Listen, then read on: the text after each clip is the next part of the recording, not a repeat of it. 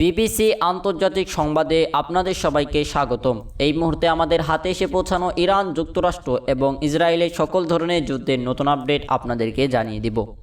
শুরুতেই থাকবে সংবাদ শিরোনাম, এরপর বিস্তারিত। ইরান কখনোই পারমাণবিক অস্ত্র পাবে না, ট্রাম্প।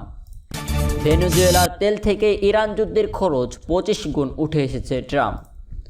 যুক্তরাষ্ট্রের সঙ্গে চুক্তি করতে মরিয়া হয়ে আছে ইরান, ট্রাম্প।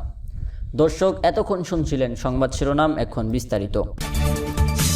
শুরুতেই আপনাদেরকে জানিয়ে দিব ইরান কখনোই পারমাণবিক অস্ত্র পাবে না, ট্রাম্প। মার্কিন প্রেসিডেন্ট ডোনাল্ড ট্রাম্প বলেছেন ইরান কখনোই পারমাণবিক অস্ত্র পাবে না, আর তারা সেটা জানে। সেই সঙ্গে খুব শীঘ্রই সবকিছুর সমাপ্তি হবে বলেও মন্তব্য করেন তিনি। ওয়ার্কের দেওয়া এক মন্তব্যে এসব কথা বলেন মার্কিন প্রেসিডেন্ট ডোনাল্ড ট্রাম্প। ট্রাম্প আরও জানান, ইরান ও ভেনেজুয়েলার হামলার বিষয়ে বিশ্ব সিদ্ধান্তকে তা কীভাবে দেখছে সেটিও গুরুত্বপূর্ণ।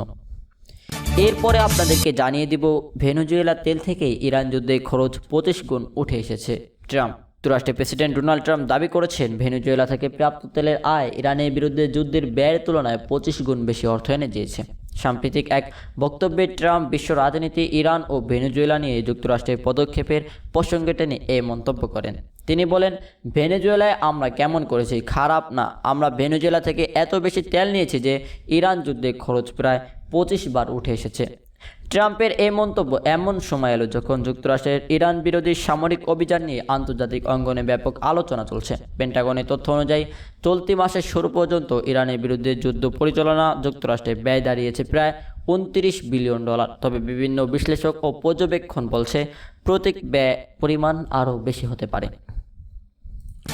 সর্বশেষ আপনাদেরকে জানিয়ে দিব যুক্তরাষ্ট্রের সঙ্গে চুক্তি করতে মরিয়া হয়ে আছে ইরান, বললেন ট্রাম্প। মার্কিন প্রেসিডেন্ট ডোনাল্ড ট্রাম্প দাবি করেছেন ইরান বর্তমানে যুক্তরাষ্ট্রের সঙ্গে একটি নতুন চুক্তিতে পৌঁছানোর জন্য তীব্রভাবে চেষ্টা করছে। ওয়াশিংটন হোয়াইট হাউস থেকে সরাসরি সম্প্রচারিত এক বিশেষ ব্রিফিংয়ে অংশ নিয়ে তিনি এ মন্তব্য করেন।